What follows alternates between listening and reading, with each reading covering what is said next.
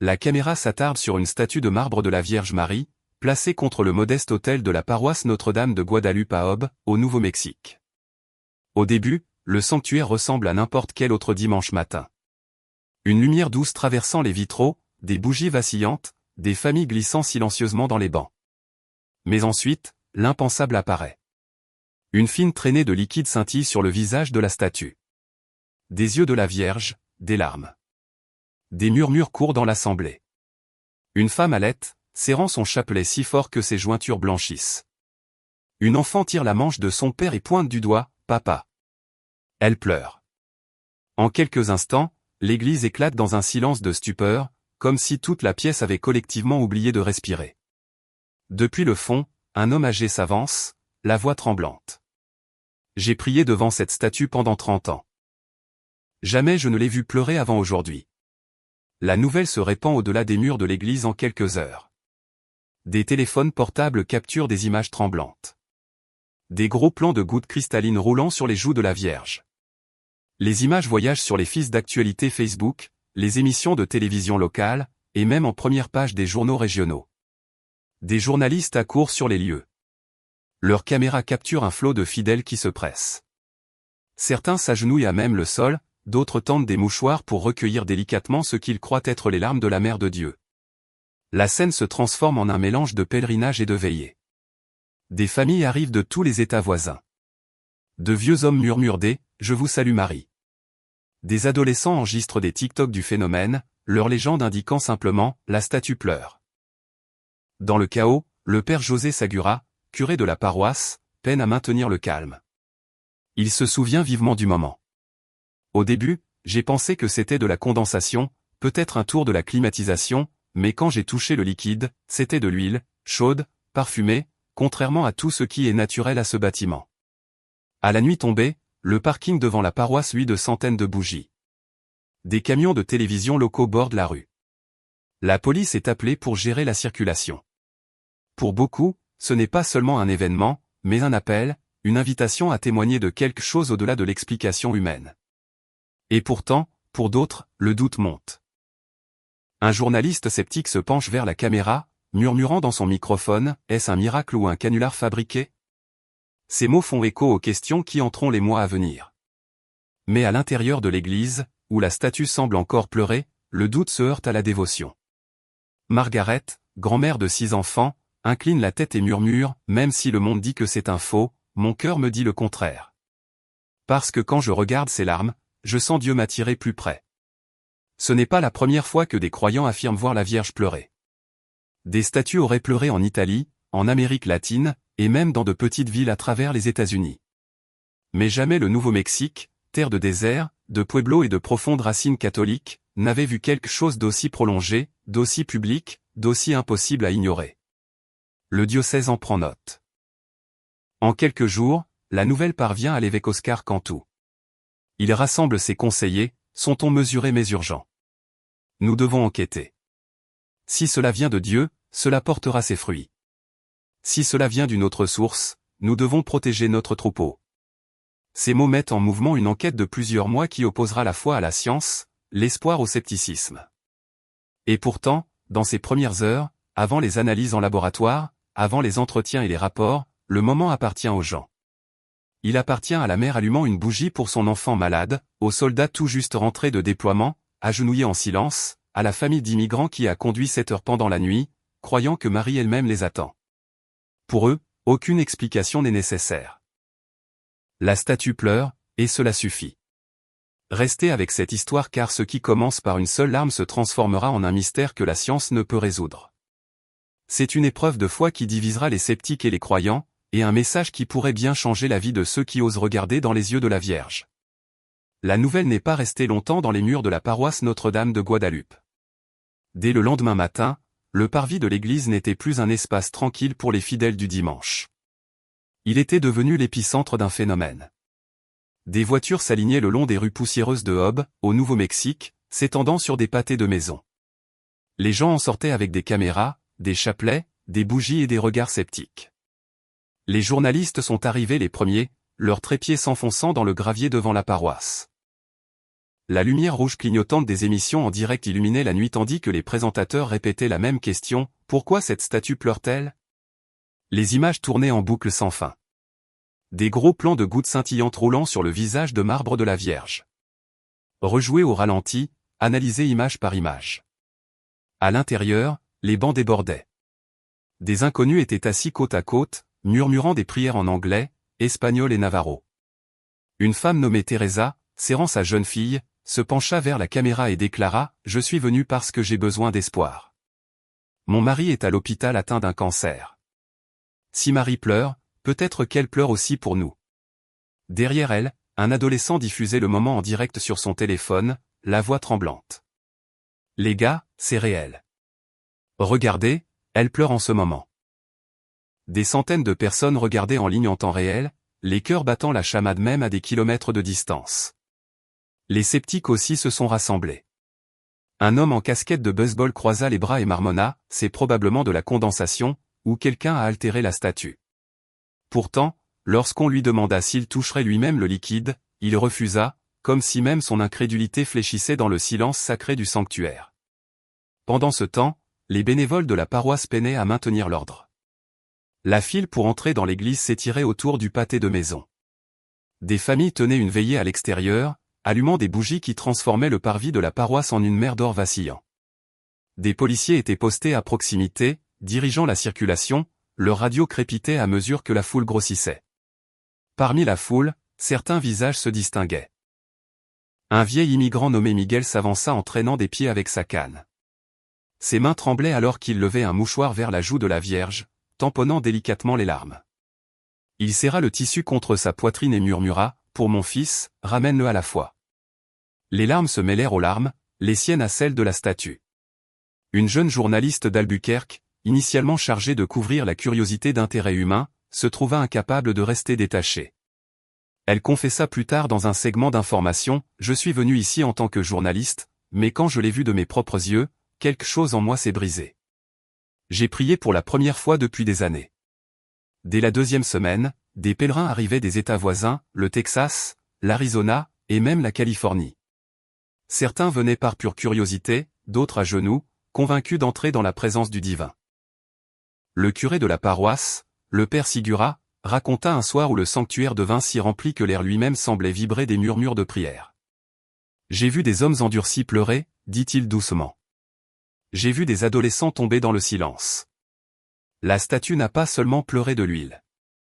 Elle a fait couler des larmes de cœur longtemps fermées à Dieu. » Le phénomène déclencha des débats au-delà des murs de la paroisse. Des animateurs de radio locaux invitèrent scientifiques et théologiens à débattre en direct à l'antenne. Était-ce un miracle, un subterfuge ou de l'hystérie collective? Les appelants ont saturé les lignes téléphoniques, partageant leurs propres expériences. Une mère qui dit que son fils autiste a touché la statue et prononcé sa première phrase complète. Un fermier qui jura que les récoltes sur sa terre sèche avaient finalement poussé après avoir apporté de la terre de son champ dans l'église. Mais à l'intérieur de la paroisse, les explications importaient moins que l'expérience. Les gens venaient non pour des réponses, mais pour une rencontre. La statue était devenue un miroir, reflétant leur propre chagrin, leur désir ardent et leur espoir. Tard dans la nuit, lorsque les caméras s'éteignaient et que les journalistes remballaient, l'église brillait encore à la lumière des bougies. Des pèlerins restaient, certains endormis sur les bancs, d'autres agenouillés en silence devant la Vierge pleureuse. Une mère chantait doucement à son nouveau-né, berçant l'enfant au rythme des prières s'élevant comme de l'encens dans l'obscurité.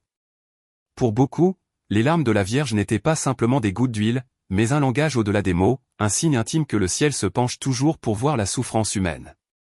Et pourtant, au milieu de cette vague de foi et de ferveur, une question restait sans réponse, s'agissait-il vraiment d'un miracle ou de quelque chose encore inexpliqué? Cette question allait bientôt parvenir aux oreilles de l'évêque lui-même. Dès la 3e semaine, la foule à la paroisse Notre-Dame de Guadalupe avait dépassé tout ce que la petite ville du Nouveau-Mexique avait jamais vu. Le parking, autrefois abritant quelques camions poussiéreux, ressemblait maintenant à un terrain de festival. Des voitures du Texas, du Colorado et de l'Arizona s'entassaient étroitement. Des camions de télévision avec des antennes paraboliques parsemaient l'horizon. Des pèlerins s'agenouillaient sur le gravier, leurs lèvres bougeant dans une prière incessante. Le phénomène était devenu impossible à ignorer, et ainsi l'Église, dans toute sa prudence, s'avança.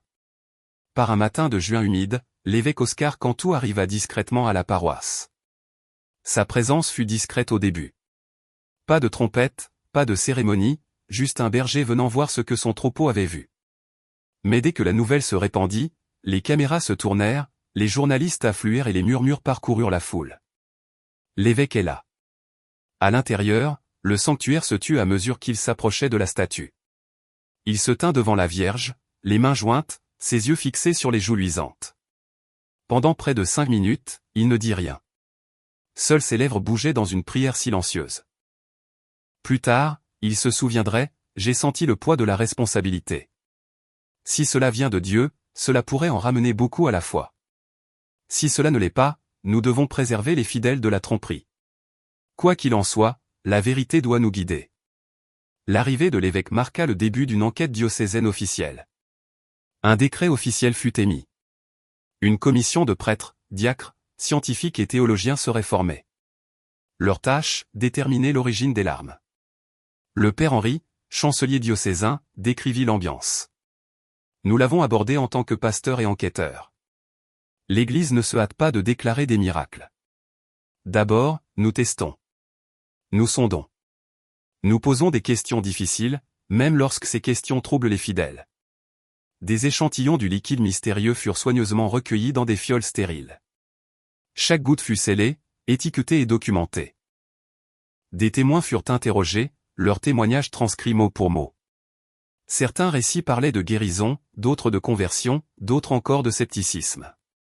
La commission se réunit tard dans la nuit, leurs discussions oscillant entre théologie et chimie, foi et criminalistique. S'agissait-il de condensation, d'huile s'infiltrant de fissures cachées, ou était-ce quelque chose qu'aucun microscope ne pouvait capturer? Les médias locaux suivirent chaque développement, amplifiant souvent la spéculation. Un titre annonçait « Vierge pleureuse ou canular élaboré ?» Les talk-shows s'en débattaient quotidiennement.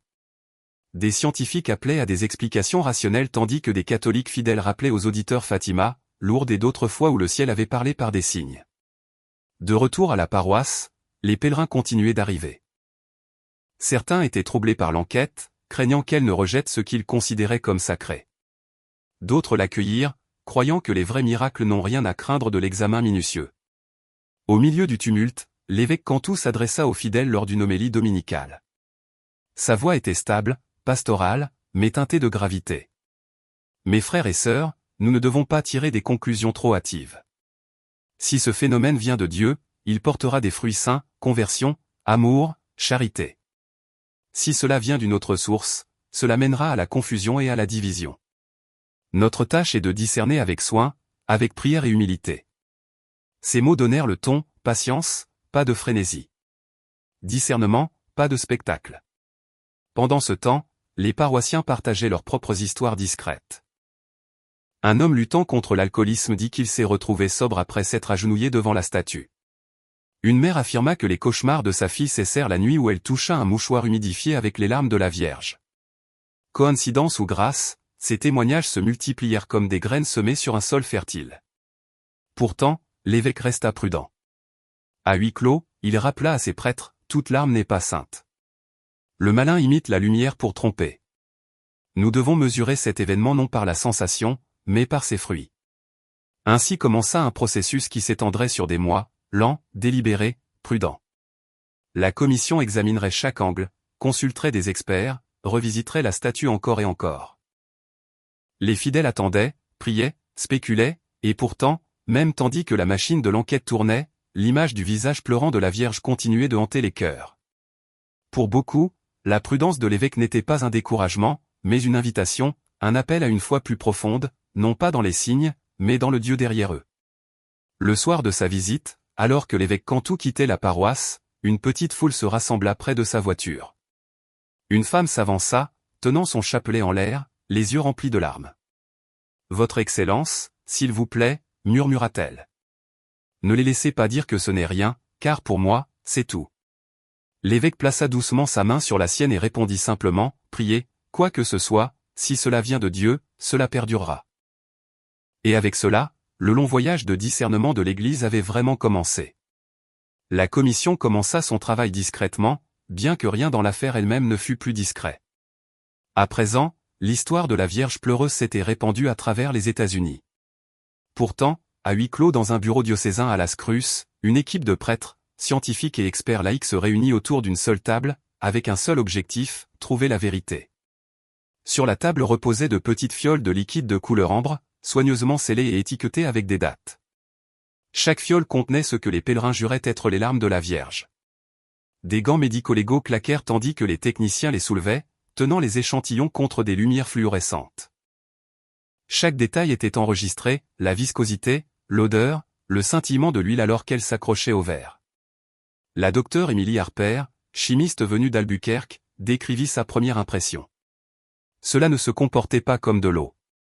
C'était plus lourd, plus riche, et puis l'odeur, légèrement florale, presque comme des roses. C'est là que j'ai su que nous n'avions pas affaire à de la condensation. Les échantillons furent envoyés à un laboratoire indépendant pour analyse. Quelques jours plus tard, les résultats sont tombés, de l'huile d'olive infusée d'un parfum de rose, chimiquement similaire à l'huile de crème utilisée dans les liturgies catholiques. Pour les croyants, la découverte fut une confirmation. Pour les sceptiques, elle souleva encore plus de questions. Pendant ce temps, des ingénieurs examinèrent la statue elle-même. La Vierge de Guadalupe mesurait un peu plus de 1,50 m, coulée en bronze avec un intérieur creux. À l'aide de caméras endoscopiques, ils sondèrent chaque recoin de sa forme. Les images révélèrent des toiles d'araignée, de la poussière et le vide. Pas de tube caché, pas de récipient d'huile, pas de supercherie mécanique. Le père Henri, qui accompagna l'inspection, nota avec émerveillement, s'il y avait tromperie, elle n'a laissé aucune empreinte. Ce que nous avons vu, c'est une statue, simple, non modifiée, et pourtant elle pleurait. Pourtant, le scepticisme persistait. Un professeur de sciences des matériaux d'une université locale suggéra que des huiles de bougie ou d'encens auraient pu s'infiltrer dans le bronze au fil du temps, s'échappant dans certaines conditions. Pour tester la théorie, les techniciens exposèrent la statue à des températures et des niveaux d'humidité variés. Pendant des heures, ils surveillèrent, enregistrant chaque fluctuation. Rien ne se passa. Pas une seule goutte n'apparut. Alors que l'enquête se poursuivait, les témoignages de témoins oculaires furent catalogués. Certains affirmèrent que les larmes apparurent soudainement, à la vue de dizaines de personnes, coulant sur les deux joues. D'autres décrivirent avoir touché l'huile et ressenti une chaleur qui persistait sur leurs doigts. Une femme insista avoir senti les roses sur ses mains des heures après. Mais pour chaque voix de croyant, un sceptique en élevait une autre. Un journaliste écrivit, « Si c'est un miracle, pourquoi ne pas le déclarer immédiatement? Pourquoi tout ce secret, les laboratoires, les scientifiques? À moins que l'Église elle-même doute. » Son article suscita un débat houleux, alimentant à la fois la foi et la suspicion. À l'intérieur de la paroisse, les rapports scientifiques filtrèrent jusqu'aux gens. Lorsqu'on leur dit que les larmes étaient de l'huile d'olive, de nombreux fidèles sourirent avec compréhension. Bien sûr, dit un homme, l'huile d'olive a toujours été sacrée. Les rois en étaient oints. Les prêtres l'utilisent dans le baptême et la confirmation. Pourquoi la Mère de Dieu ne pleurerait-elle pas d'huile? Pourtant, l'évêque Cantout reste à mesurer. Il rappela à la commission, la science peut nous dire ce que c'est, mais la science ne peut nous dire pourquoi c'est. Ce « pourquoi » planait lourdement dans l'air. Était-ce une intervention divine? Était-ce une tromperie indétectable? Ou était-ce quelque chose de plus sombre? Une tromperie destinée à semer la confusion. Tard un soir, alors que les techniciens rangeaient leurs instruments, le père Sigura retourna dans le sanctuaire. L'église était vide, à l'exception de la statue. Il s'approcha discrètement, le souffle coupé. Encore une fois, de légers filets scintillaient sous la faible lumière. Des larmes, de nouvelles larmes, coulaient sur le visage de la Vierge. Il murmura dans le silence, « Seigneur, qu'essaies-tu de nous dire ?» L'enquête avait fourni des données, des graphiques, des analyses chimiques, mais aucune explication, aucune conclusion. Pour les fidèles, le mystère s'épaississait. Pour les sceptiques, leur malaise aussi. Et pour l'Église, la tâche à venir s'alourdissait, discerner non seulement ce qui se passait, mais aussi si le ciel lui-même, ou autre chose, en était à l'origine. Le jour de l'examen de la statue attira des centaines de personnes sur le terrain de la paroisse. La nouvelle s'était répandue que l'Église avait convoqué des ingénieurs, des métallurgistes et même des artisans familiers avec la sculpture sacrée.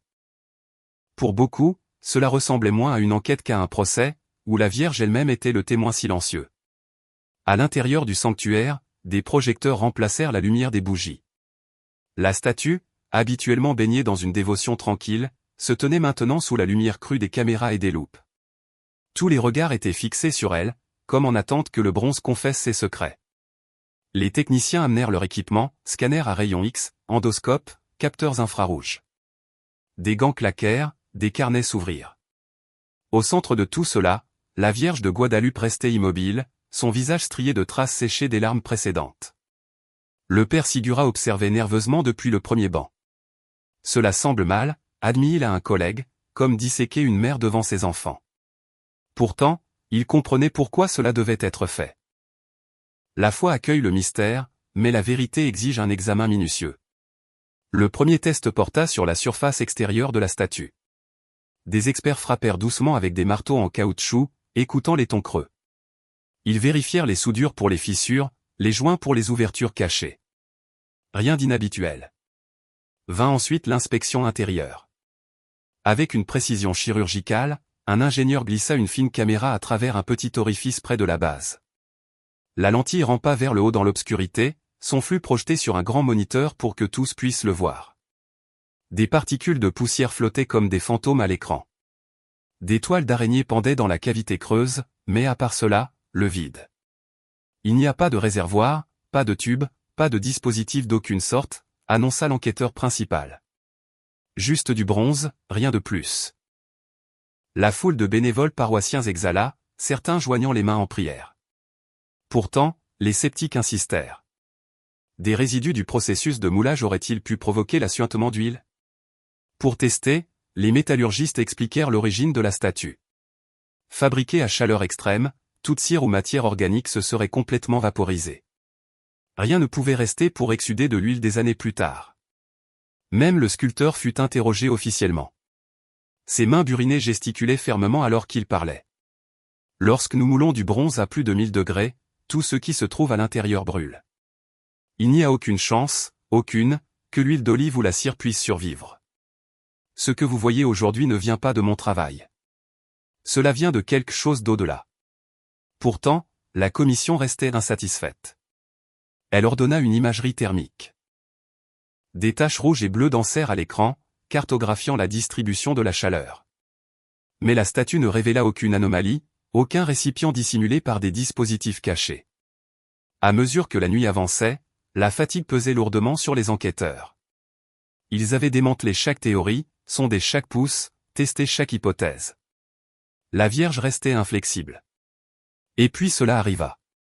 Alors que l'équipement était en train d'être emballé, un bénévole nettoyant la base halta. « Regardez » cria-t-il, pointant vers le haut. Sur le moniteur, de nouvelles gouttelettes scintillaient sous l'éclat de la caméra. Lentement, délibérément, elles tracèrent des lignes sur les joues en bronze de la Vierge devant une pièce pleine d'experts. Sous des lumières stériles et des caméras implacables, la statue pleura de nouveau. Le silence écrasa l'air. Les ingénieurs se figèrent, leurs instruments pendant dans leurs mains. Un technicien murmura presque à lui-même, « Impossible. Nous venons de vider la cavité. Il n'y a rien à l'intérieur. » Pour les fidèles, c'était une justification. Pour la commission, c'était une autre couche de mystère. Au moment même où ils cherchaient à démasquer la statue, elle répondait par de nouvelles larmes, comme si elle résistait au regard minutieux de l'homme avec le langage du ciel. Plus tard cette nuit-là, l'évêque Cantu s'adressa à la foule rassemblée. Sa voix portait à la fois prudence et émerveillement. « Vous avez vu de vos propres yeux. Nous ne trouvons aucun mécanisme, aucune cause naturelle. Pourtant, nous ne pouvons nous précipiter pour déclarer cela un miracle. Le malin imite la sainteté pour tromper. Ce qui importe, ce ne sont pas seulement les larmes, mais les fruits qu'elles portent dans nos vies. » Certains partirent avec une foi renouvelée, d'autres avec un scepticisme plus profond, mais personne ne partit inchangé. L'image des larmes fraîches scintillant sur le visage de la Vierge entrait chaque témoin, du pèlerin le plus dévot au scientifique le plus endurci. L'enquête avait dépouillé la statue de tout soupçon mais n'offrait aucune réponse. Au lieu de cela, elle laissait une question plus lourde, si ce n'est pas l'homme, alors qui? Ce qui s'est passé cette nuit-là a secoué même les enquêteurs. Si vous voulez découvrir ce qui a suivi, aimez cette vidéo et abonnez-vous à Touched by Grace pour ne pas manquer le mystère qui se dévoile. Chaque enquête a sa chronologie. Mais à Aube, au Nouveau-Mexique, la chronologie des larmes de la Vierge semblait suivre un rythme non pas scientifique, mais liturgique. Chaque apparition, chaque goutte, se déroulait des jours déjà sacrés du calendrier catholique. Des jours où l'Église tournait son regard vers Marie. Cela a commencé le 20 mai 2018, le dimanche de Pentecôte. La fête de l'Esprit Saint descendant sur les apôtres. Le sanctuaire était rempli de cantiques et dansant lorsque le premier murmure se répandit, « Elle pleure ».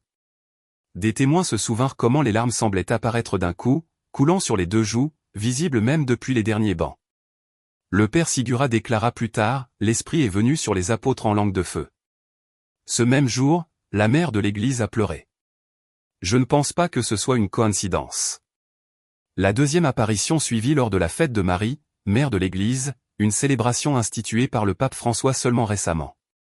Les paroissiens, encore incertains si les premières larmes avaient été une anomalie, revinrent pour trouver le visage de la Vierge de nouveau humide. Certains haltèrent, d'autres tombèrent à genoux. Pour eux, cela ressemblait à une confirmation. Marie elle-même reconnaissant son titre de mère. Quelques semaines plus tard, lors de la fête du cœur immaculé de Marie, les larmes revinrent une fois de plus. À présent, le phénomène avait attiré des pèlerins de tout le sud-ouest. L'église débordait. Des bougies tapissaient chaque rebord de fenêtre. Et pourtant, au milieu du bruit et de la dévotion, le silence tombait lorsque les traînées scintillantes réapparaissaient sur ses joues en bronze. Un jeune séminariste présent ce jour-là se souvint, c'était comme si sa douleur reflétait la violence du monde, la division, la perte de foi. Son cœur était immaculé, pourtant elle pleurait pendant des heures. Certains croyants affirmèrent avoir vu des manifestations plus petites à d'autres occasions, des soirées de prière tranquilles, des veillées privées où seule une poignée de témoins était présente. Bien que non documentés, ces témoignages circulèrent largement, ajoutant au sentiment que les pleurs de Marie n'étaient pas aléatoires, mais intentionnels, alignés sur des moments de signification spirituelle la plus profonde. Les scientifiques de la commission notèrent également le schéma, mais d'un point de vue différent. Si c'était une fraude, remarqua l'un d'eux, elle est remarquablement cohérente avec le calendrier liturgique. Mais pourquoi un imposteur choisirait-il des fêtes connues uniquement des dévots? Cela soulève plus de questions qu'il n'apporte de réponses. Pour les fidèles, les dates portaient leur propre résonance, la Pentecôte, la mère de l'Église, le cœur immaculé. Chaque fête faisait écho au thème de l'unité, de la sainteté et de l'intercession maternelle. Les larmes semblaient souligner ces messages dans un langage au-delà des mots. Les pèlerins l'interprétaient à travers le prisme de leur propre lutte. Une mère qui avait perdu son enfant dans un accident de voiture dit, à la Pentecôte, l'Église a reçu l'Esprit, mais ce jour-là, j'ai reçu le réconfort de savoir que Marie pleure avec moi. Un soldat rentré de déploiement murmura, à la fête de son cœur immaculé, j'ai eu l'impression qu'elle me demandait de déposer ma colère pour faire de nouveau confiance. L'alignement avec le temps sacré a également stimulé l'imagination des théologiens. Un professeur de mariologie expliqua lors d'un panel télévisé, tout au long de l'histoire, les apparitions et les signes mariaux se produisent souvent lors de jours de fêtes significatifs. C'est comme si le ciel lui-même honorait le rythme de l'Église, parlant quand nos cœurs sont déjà accordés pour écouter. Même les sceptiques admirent que le timing était curieux. Un journaliste laïque couvrant l'histoire écrivit à contre-cœur, « Je ne crois pas au miracle, mais si c'est mis en scène, celui qui l'a planifié avait une connaissance encyclopédique des jours de fête catholiques, et cela en soi semble peu probable. » Au fil des mois, une vérité devint claire. Les larmes de la Vierge n'étaient pas des événements aléatoires, mais des moments tissés dans le battement de cœur du calendrier de l'Église. Chaque apparition attirait des foules plus nombreuses, une prière plus profonde et davantage d'histoires de transformation personnelle. Et pourtant, à chaque fête, à chaque larme, le mystère central ne faisait que s'épaissir. Pourquoi ici? Pourquoi maintenant?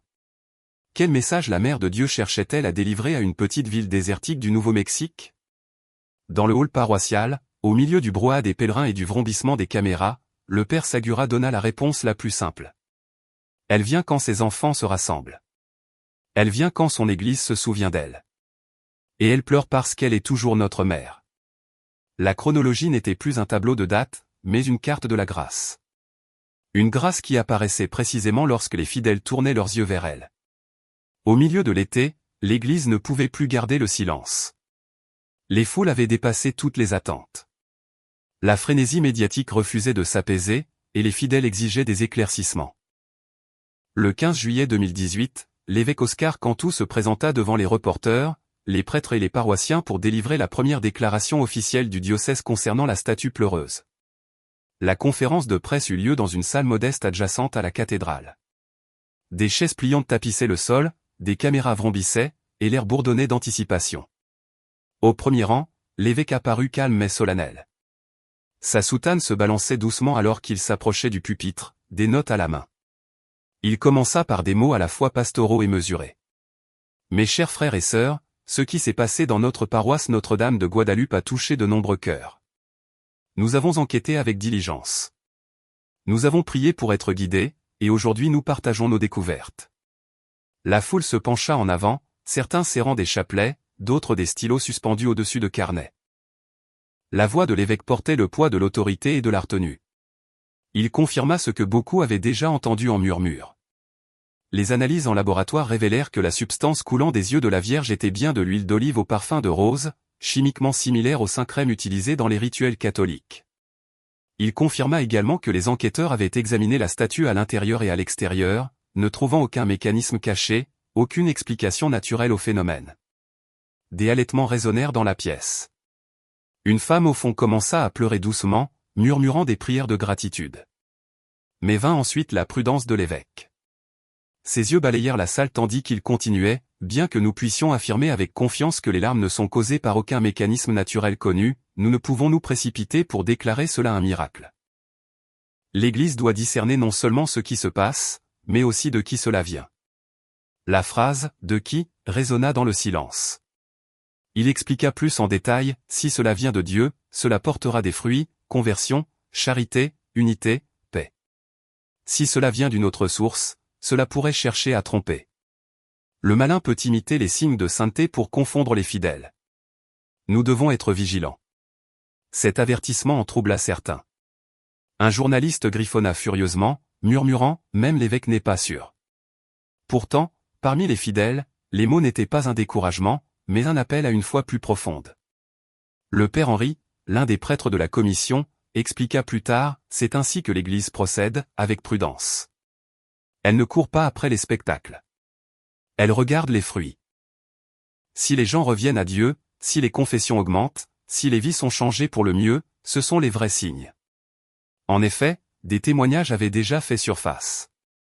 Des familles réconciliées après des années de division. Des hommes revenant à la messe après des décennies d'absence. Des femmes rapportant la paix après de longues luttes contre le désespoir. Pour beaucoup, ces fruits spirituels étaient une preuve suffisante. Pourtant, les sceptiques s'emparèrent de la prudence de l'évêque. Un titre annonçait « L'Église s'abstient de déclarer un miracle ». Un autre commentateur lança avec esprit « Si même l'évêque ne l'appelle pas un miracle, pourquoi quelqu'un d'autre le ferait-il » Pourtant, ceux qui étaient présents se souviennent du ton de l'évêque comme celui de la révérence, pas du rejet. Ces derniers mots persistèrent dans leur cœur. Ne nous concentrons pas seulement sur les larmes. Concentrons-nous sur ce à quoi elles nous invitent, la prière, la conversion et la confiance en Dieu. Si cela vient du ciel, cela perdurera. Sinon, cela s'estompera. Mais Dieu restera fidèle. Lorsque la conférence se termina, la salle éclata en un mélange d'applaudissements, de sanglots et de questions criées de la part des reporters. Dehors, des pèlerins s'agenouillaient encore près de l'église, allumant des bougies, insensibles au langage prudent de la sagesse ecclésiastique. Maria, une mère de 3 enfants venus du Texas, le résuma le mieux, « Je n'ai pas besoin que l'évêque me dise si c'est un miracle. J'ai vu ses larmes. J'ai ressenti sa présence. Cela me suffit. » Pour l'Église, le rapport était une étape importante. Pour les gens, c'était un autre chapitre d'une histoire qui se déroulait encore. La Vierge continuait de pleurer. Les foules continuaient de croître. Et la frontière entre la foi et le mystère s'estompa encore davantage. Pendant des siècles, l'Église catholique a procédé avec prudence face à l'inexplicable. Une statue qui pleure, une hostie qui saigne, une vision de lumière dans le ciel nocturne. Aucune n'est acceptée au pied de la lettre. L'Église ne demande pas seulement ce qui s'est passé, mais aussi quel fruit cela a porté à Hobbes, au Nouveau-Mexique. Cette question est devenue le cœur du problème. Si les larmes de la Vierge venaient vraiment de Dieu, expliqua l'évêque, elles mèneraient à la conversion, à la charité, à une foi plus profonde. Si elles venaient d'une autre source, elles apporteraient division, confusion et orgueil. Et ainsi, Tandis que les scientifiques poursuivaient leur analyse, les fidèles furent discrètement observés. Que se passait-il dans la vie de ceux qui venaient voir les larmes de la Vierge? Un mardi soir tranquille, un homme nommé Robert s'agenouilla dans le dernier banc. Il n'était pas entré dans une église depuis près de 20 ans. Le divorce, la dépendance et l'amertume l'avaient endurci. Mais lorsque sa sœur lui envoya une vidéo de la statue, quelque chose s'agita en lui. Il murmura à un bénévole, « Si elle pleure pour nous, peut-être que Dieu ne m'a pas abandonné. » Cette nuit-là, Robert se confessa pour la première fois depuis sa jeunesse. Le prêtre qui l'entendit dit qu'il pleura plus fort que la statue. Une autre pèlerine, une femme nommée Elena, conduisit 8 heures depuis l'Arizona avec son fils qui luttait contre une grave dépression. Elle plaça sa main sur la base de la statue où des traces d'huile persistaient. Plus tard, elle raconta à un journaliste, « Pour la première fois depuis des années, il m'a regardé dans les yeux et m'a dit, « Maman, je me sens en paix. » Les psychologues pourraient appeler cela suggestion, coïncidence ou le pouvoir de la croyance. Pour Elena, c'était une guérison. Je me fiche de ce qu'ils appellent ça. Mon fils a souri à nouveau. C'est un miracle suffisant. Non seulement les adultes furent touchés. Les adolescents venus au début avec scepticisme, téléphone levé pour des clips TikTok, repartaient souvent calmes, même révérencieux. Un animateur de jeunesse se souvint, « Je vois des enfants poser leur téléphone, s'agenouiller et prier vraiment. » Pour certains, c'était leur première prière en dehors d'un enterrement. Le phénomène déclencha également des actes de générosité. Les pèlerins donnèrent de la nourriture aux pauvres, organisèrent des veillées pour les malades et collectèrent des fonds pour réparer les maisons endommagées par les tempêtes estivales. Les organisations caritatives locales signalèrent une augmentation soudaine des bénévoles. Une religieuse qui coordonnait l'aide sourit avec compréhension, la Vierge a pleuré, et ses enfants ont commencé à s'aimer davantage. Bien sûr, tout le monde ne vit pas des fruits sains. Certains sceptiques soutinrent que l'événement détournait de la vraie foi. Un chroniqueur écrivit, « Si les gens ne reviennent à Dieu qu'à cause des larmes sur le bronze, que se passe-t-il lorsque la statue sèche ?» D'autres craignirent l'exploitation financière, que les dons affluents vers la paroisse ne corrompent. L'évêque reconnut ses préoccupations. Dans une homélie, il dit, « Les vrais miracles ne se terminent pas par un profit. Ils se terminent par la prière, le service, les vies changées. Si le fruit est l'argent, cela ne vient pas de Dieu. Si le fruit est l'amour, alors nous devons écouter plus attentivement. » La commission diocésaine tenait des registres méticuleux, notant les témoignages de réconciliation, conversion, guérison et dévotion renouvelée. Elle nota également des avertissements, des mises en garde et des doutes. Un prêtre résuma, « C'est comme la parabole évangélique de l'arbre. À ses fruits, vous le reconnaîtrez. Pas par les feuilles, pas par les fleurs, mais par le fruit. » Et ici, le fruit a été réel, des familles réconciliées, une foi renouvelée, des vies réorientées. Pour beaucoup, les larmes de la Vierge n'étaient plus le mystère central. La question plus profonde devint, que nous demandaient ces larmes? Une femme âgée nommée Margaret qui avait prié devant la statue pendant des décennies le dit simplement, « Elle pleure parce que nous avons oublié son fils. Elle pleure parce que le monde est devenu froid, mais ces larmes ne sont pas des espoirs. Elle nous rappelle. » Et dans cette interprétation résidait la plus grande prudence et le plus grand espoir de l'Église. Si l'événement portait le fruit de la repentance, de la foi, de l'amour, alors peut-être, juste peut-être, ces larmes n'étaient pas seulement de l'huile, mais de la grâce. Les larmes de Job, au Nouveau-Mexique, n'étaient pas les premières, et ne seraient pas les dernières. À travers l'histoire, à travers les continents, des statues de la Vierge auraient pleuré. Parfois du sang, parfois de l'huile, parfois de l'eau claire comme du cristal. Chaque événement déclenchait le même débat, miracle ou mythe, signe ou subterfuge. Et pourtant, chacun portait un poids indéniable dans le cœur des fidèles. À Syracuse, en Italie, en 1953, une petite image en plâtre de Marie commença à verser des larmes dans la maison d'une famille. Médecins, journalistes et sceptiques accoururent. Ils touchèrent les gouttes, les examinèrent, les déclarèrent de vraies larmes humaines. Pendant des semaines, des foules remplirent les étroites rues siciliennes, et les conversions se multiplièrent. Même le pape Pie XII l'appela un avertissement du ciel. À Akita, au Japon, en 1973, une statue en bois de la Vierge pleura 101 fois sur plusieurs années.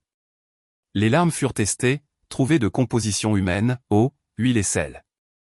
Sœur Agnès Sasagawa, une humble religieuse, reçut des messages appelant le monde à la repentance et à la prière. Aujourd'hui, Akita reste un lieu de pèlerinage. Son histoire est reconnue par l'évêque local comme digne de foi. Plus près de chez nous, à Mathy, en Louisiane, en 1985, des paroissiens affirmèrent qu'une statue de Notre-Dame de Fatima versa des larmes devant des centaines de témoins. Pour certains, c'était un appel à une foi plus profonde dans une région luttant contre la pauvreté et la violence. Pour d'autres, ce fut un scandale, rejeté comme de l'hystérie. Et au Vietnam, les pèlerins affluent à Tapa, où les histoires de la présence et des bénédictions de la Vierge résonnent encore dans les montagnes.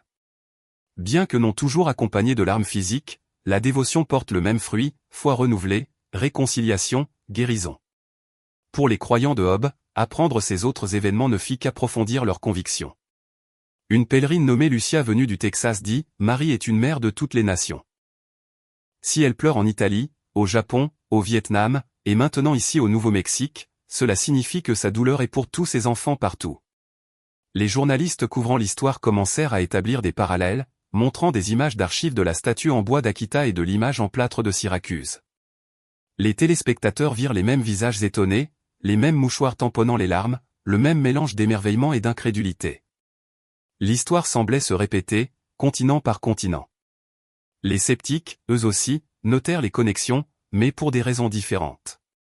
Ces événements suivent toujours un schéma, argua un journaliste.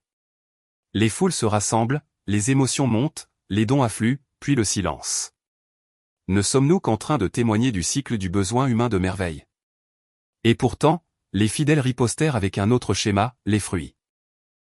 Dans chaque endroit où des statues pleuraient, la confession augmentait, les mariages guérissaient, la charité se multipliait. La tromperie pourrait-elle produire de telles récoltes? Dans sa lettre pastorale, l'évêque Cantu reconnut ces parallèles à travers le monde. En temps de crise, la Vierge est apparue ou a pleuré.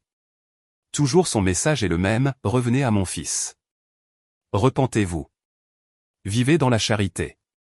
Le phénomène de Hobbes, quel que soit son discernement final, appartient à ce grand mystère de Dieu atteignant notre histoire à travers Marie. Il mit de nouveau en garde contre la fixation sur le signe physique. Si l'huile disparaît demain et que pourtant vous aimez davantage votre prochain, alors le vrai miracle a déjà eu lieu. Pour les pèlerins, les larmes de Hobbes n'étaient plus seulement un événement local, mais faisaient partie d'une histoire plus vaste, une chaîne de signes s'étendant sur des décennies et des continents.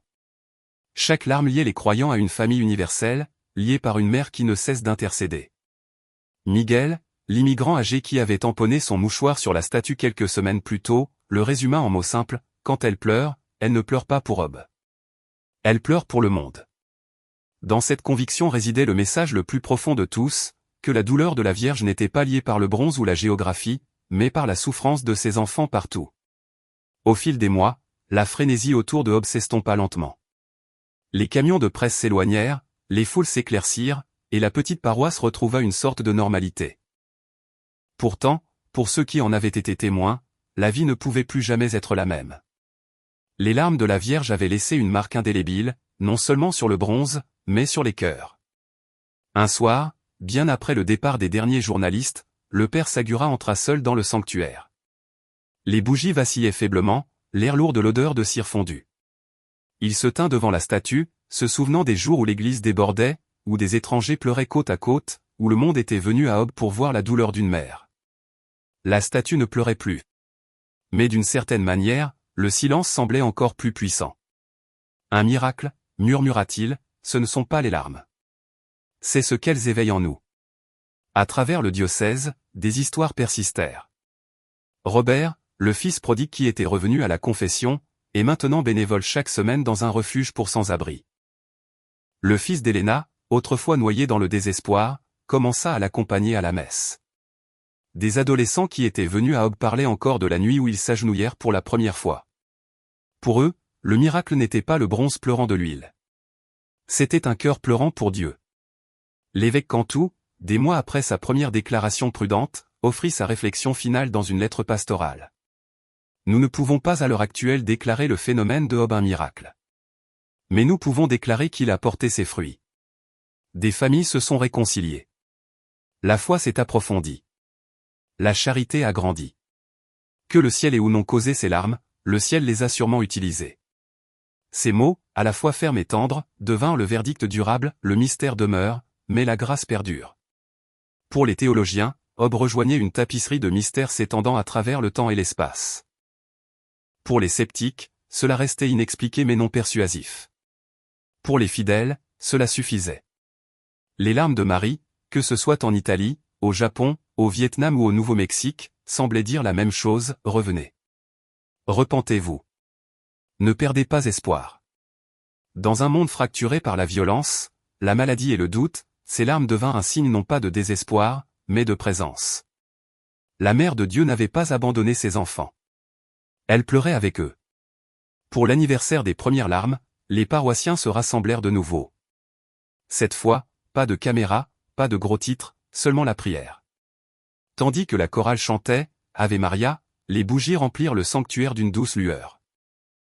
Une petite fille, pas plus de 7 ans, tira la manche de sa mère et murmura « Maman, pourquoi Marie a-t-elle pleuré ?»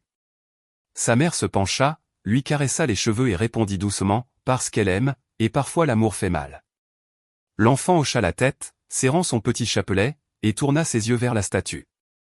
À ce moment-là, le message de Job était clair. Le vrai miracle n'était pas l'huile sur le bronze, mais l'amour qui en découlait. L'amour d'une mère pointant toujours vers son fils, et d'un fils pointant toujours vers le Père. Qu'ils soient sceptiques ou croyants, convaincus ou incertains, tous ceux qui entendirent parler de Job firent face à la même question, que me demandent les larmes? Pour certains, cela signifiait la repentance. Pour d'autres, la réconciliation. Pour d'autres encore, simplement le courage d'espérer à nouveau. Et ainsi l'histoire de Job ne se clôt pas sur une preuve scientifique ou un décret ecclésiastique, mais sur une invitation à voir dans les larmes de Marie un miroir des nôtres. Et dans nos propres larmes, le chemin de retour vers Dieu. Ces larmes peuvent sécher, mais son message perdure, revenez à l'amour. Revenez à l'espoir. Revenez à Dieu. Si cette histoire vous touche, aimez cette vidéo et abonnez-vous pour qu'ensemble, nous puissions continuer à partager les miracles qui continuent de façonner notre monde.